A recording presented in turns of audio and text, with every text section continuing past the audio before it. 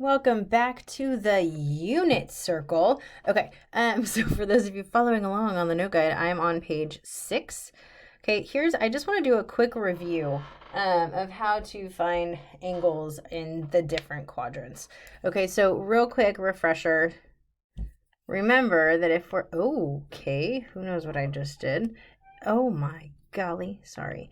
If we're in the first quadrant, all trig functions are positive. Second quadrant, sine and its reciprocal cosecant.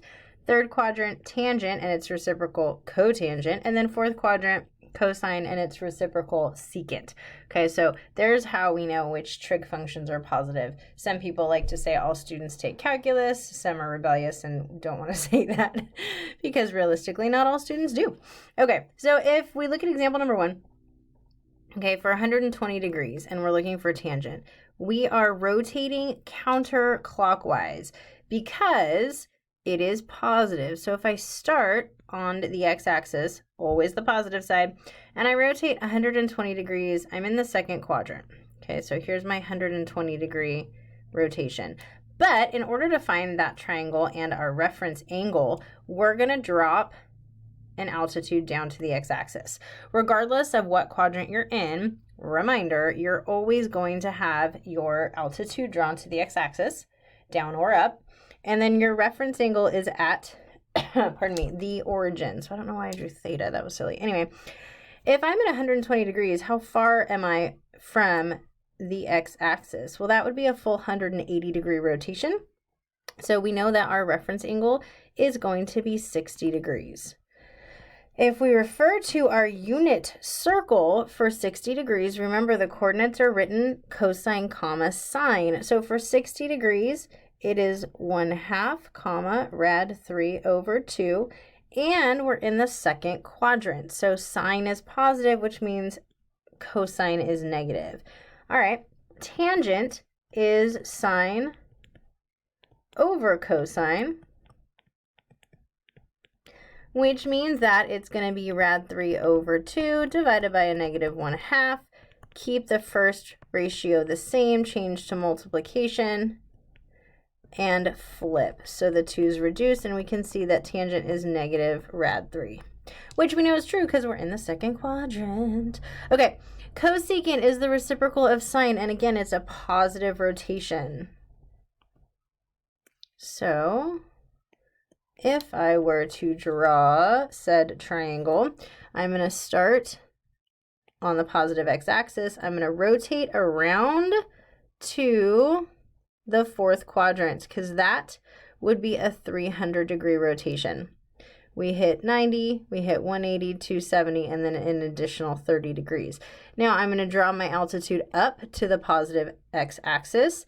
And if I rotate 300 degrees, how far am I from a full rotation of 360? How far am I from that x-axis? We are 60 degrees. So again, another 60 degree reference angle. The coordinate we know is 1/2 rad 3 over 2, and we're in the fourth quadrant, which means sine is negative. Okay, cosecant is the reciprocal of sine, so that means I'm going to have a negative 2 over rad 3, but we can't have a radical in the denominator, so we get negative 2 rad 3 over 3.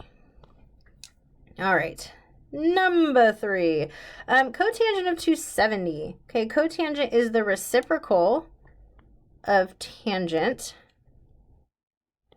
Here we go. So 270 is going to be, I'm going to start on the positive x-axis. I'm going to rotate all the way down. And since I'm on one of the axes, it has its own coordinate. I can't necessarily draw an altitude to one of the x-axes because I'm smack dab in the middle. So the coordinate here is 0, -1, cosine comma sine. Cotangent is the cosine of 270 degrees over the sine. It's the reciprocal of tangent. So if I take the cosine, which is 0, divided by -1, we can see that the cotangent is going to be 0. Alrighty, number 4. Hopefully this is good review. For some of you might have already done this, so you can just check, pardon me, your answers as I noted on Canvas for you. So this, oh yes, yay, negative. Okay, so if it is a negative rotation, we are now going clockwise. Okay, and it's the sine of negative 90. So that means I would start on the positive x-axis. I rotate down negative 90 degrees. We are where we were for 270, which is 0, negative 1, which we then can say that the sine of negative 90 is negative 1. Okay, all right, number 5, cosine of 360. Well, right away, I see that it is more than one rotation. So personally, I'm going to subtract 360 degrees. I'm going to take away that one rotation and see what I'm left with. Well, if I rotate more than 360, I'm going to rotate an additional 240 degrees. Okay, so I'll show you the full rotation. Sorry, my lines are stellar.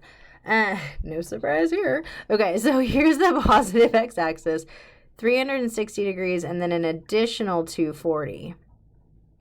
And there would be our 600-degree rotation. 240 because I go up to 90, 180, and then we go an additional 240. So we're going to draw the altitude up to the x-axis. Well, if I'm at 180 degrees and I go to 240, what's the difference in between? Yep, it's 60. So we know that the coordinate is going to be 1/2 negative rad 3 over 2. Oops, sorry, rad 3 over 2, and then they're both negative. Jumped ahead of myself because we're in that third quadrant where only tangent and cotangent are positive. Okay, so the cosine of 600 degrees is going to be a negative 1/2. Nice. All right, again, secant. Okay, so secant is the reciprocal of cosine. We have an additional rotation. So I'm going to take away 360 degrees. And once we get that full rotation, beyond that, I'm going to rotate 150. Okay, so drawing it. Now, you guys don't have to draw the rotation. I like to because it's nice for the visual to see as we're getting more comfortable with this concept, to see where we land on the quadrants. So I rotate a full 360, I go up 90, and I'm going to stop right about there, okay, for that additional 150. So this is a 510-degree rotation. I extend my altitude down, which means I need to see how far 150 is from 180. We can see that it would be an additional 30 degrees. Okay, so this coordinate in cosine comma sine is rad 3 over 2 comma 1/2. Sine is positive, which means that cosine is going to be negative. Okay, secant is the reciprocal of cosine. So that means I would have a negative 2 over rad 3, but as we've seen before, we need to rationalize. Multiply the top and the bottom by rad 3 to get rid of that radical. So it's negative 2 rad 3 over 3. Beautiful. Okay, 3 more just to get us back into the swing of things. Tangent of negative 150. Again, because it's negative, we are rotating clockwise. So we're going to start at the positive x-axis. I'm going to rotate clockwise 90, and then I'm not going to get all the way to 180. So there's my negative 150. I think I forgot the negative around here somewhere. Sorry, guys, if I did.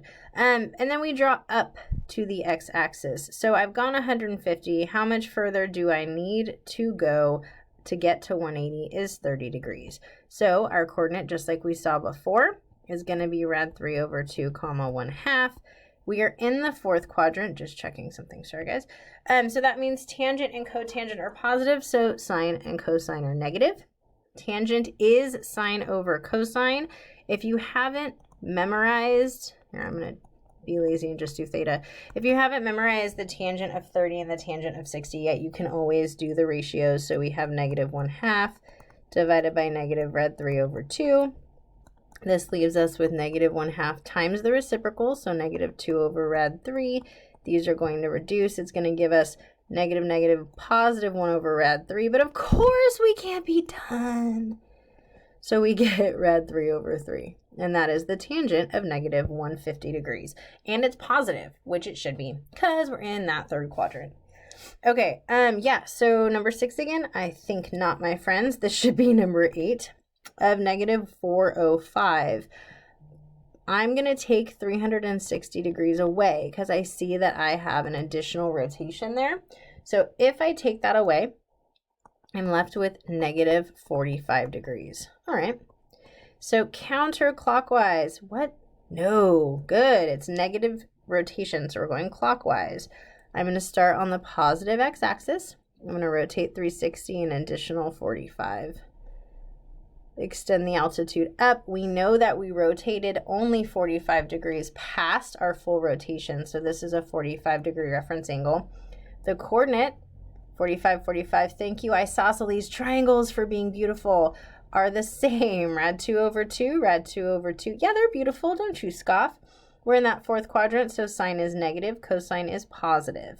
The sine of negative 405 degrees is negative rad 2 over 2. Sweet. All right, number 9. We have negative 540. Yep, there is an additional rotation.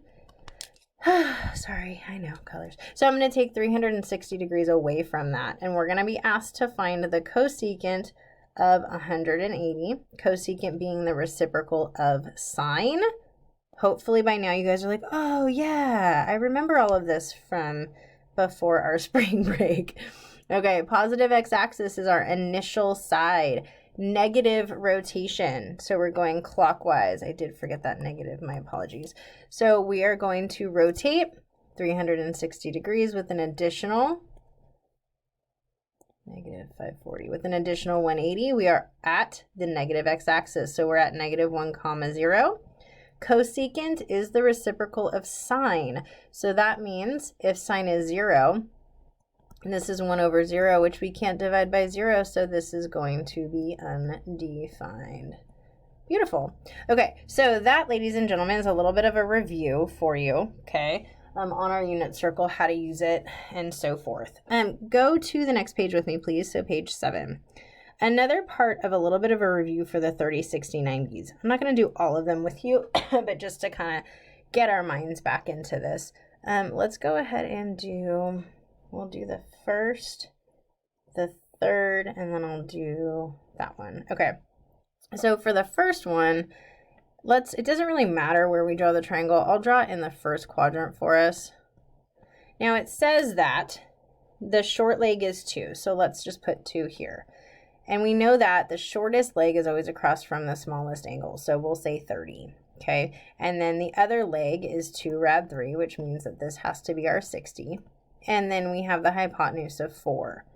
Okay, well, if I were to find the sine of 30 for this triangle, the sine, being our reference angle, would be 2 over 4, which if we reduce is 1/2, which we know is the sine of 30.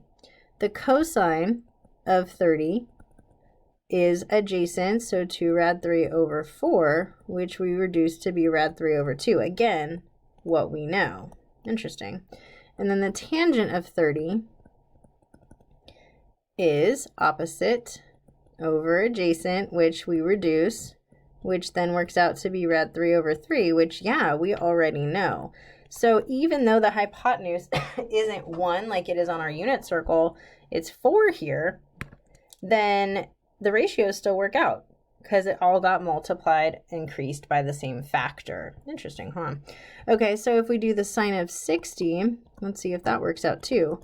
Well, sine, right, opposite, so 2 rad 3 over 4, which is going to be, yep, rad 3 over 2, which we know. The cosine of 60 is going to be adjacent over hypotenuse. Yep, once we reduce by 2 is still 1/2. And then the tangent of 60 is going to be opposite over adjacent. So, whoa, I'm at 60, hello. So 2 rad 3 over 2, which is rad 3, which we know. So if we were to go around that triangle, you can see that they all have a factor of 2. So I could reduce this, I would get 1, I would get rad 3, I would get 2, and we'd still get that same ratio. Kind of neat, right? Doesn't matter what the sides are. Okay, I'm going to do one more with you for this one. I know, okay, I know I said 3, but I lied. So let's do, what if I increase everything by a multiple of 12? So the shortest leg is 12, the hypotenuse is 24, and then the other leg is 12 rad 3. So we've got 30, 60. Let's just do the 30. So sine of 30 is opposite over hypotenuse. even though its GCF is 12, we still see that that's 1/2. Yeah, buddy. Okay, so the cosine of 30 is adjacent over hypotenuse. Again, reduced by 12, you get rad 3 over 2, which we know is the cosine of 30. And then tangent of 30 is opposite over adjacent. Absolutely. Look at how great this is. So even though this particular triangle, yep, just caught that, this particular triangle is larger, all the sides are larger than we're used to seeing, it's the common factor, and we reduce by that common factor. So as you can probably guess, rad 3 over 2, 1/2, and rad 3. I dare you to do these. If you're sitting there like, yeah, Patterson's full of it. Ha, well, sometimes. But for this, I am not. It is 100% accurate, and it's going to work out. So let's go and do this guy so that we can see. Okay, here is our triangle. We've got the shortest leg is n. This is 2n, and then this is n rad 3. Again, our angles written in. So the sine of 30 is opposite over hypotenuse, which works out to be 1/2. Yep. And then you've got n rad 3 as the adjacent over the hypotenuse, which gives you rad 3 over 2. And then you have tangent, which is opposite over adjacent, which works out to be rad 3 over 3. It doesn't matter what that n is. N is just some multiple that is multiplied to all three sides, and it's going to end up giving you these exact same ratios. So that's why these special right triangles are actually so beautiful. And you're like, yeah, she's going to say, oh, she said it. I did, because they are beautiful. It is something pretty fantastic that regardless of how you increase these ratios, they still work out to be the same. Okay, so let's go ahead and look at 45, 45, 90 and see if this works for all triangles. I'm just going to do one. Here is our 45, 45, 90. Isosceles, so the angles are the same, which means the legs are the same measurement. What do you think our sine of 45 is? Yep, it's going to be 7. Here, I'll write it over here. Sine of 45 degrees is 7 over 7. What? 7 rad 2. She's losing her marbles. So it's 1 over rad 2. When we rationalize, multiply by rad 2 over rad 2, we get rad 2 over 2. Yep. Well, and since it's an isosceles triangle and the legs are the same, we know that's going to be the same. And then tangent of, for cosine, sorry. Tangent of 45 is opposite over adjacent, which is 1, which we know to be accurate. Don't believe me? Try the other ones, just like I said with the 30, 60s. Okay, so that means that with these given ratios, regardless of what n is, regardless of how you're increasing your triangle, it's going to be n over n rad 2. Those factors cancel out. That GCF is going to cancel out, and you get rad 2 over 2. For tangent, n over n, which is just going to give you 1. It's actually really, really, really awesome. So in conclusion, okay, as sides of the triangles are enlarged, they grow proportionally. That's basically what I've been saying for this whole chart. They grow proportionally. We saw examples of they grew by 7, they grew by 12, they grew by 2. But it didn't matter because they all reduced by that same number. Okay, so since the trig functions calculate a ratio, this means that factors, or the factors, and of course you guys can write this however you see fit, the factors that multiplied each side, or multiplied, we'll just say each side, cancel out. So why a unit circle? Why do we have this fantastic unit circle? Well, mathematicians chose the radius of 1 because it means that all the values are already in the simplest terms, and then we don't have to go through and cancel out all these factors that we had to. And you guys saw it got a little monotonous with the 30, 60, 90. Yeah. So mathematicians way back in the day decided, hey, if we do a unit circle and the radius is 1, it's already in simplest form. So mathematicians in the future, you guys and me, didn't think of yourself as a mathematician, did you? So in the future, you wouldn't have to be reducing so much. So have some fun.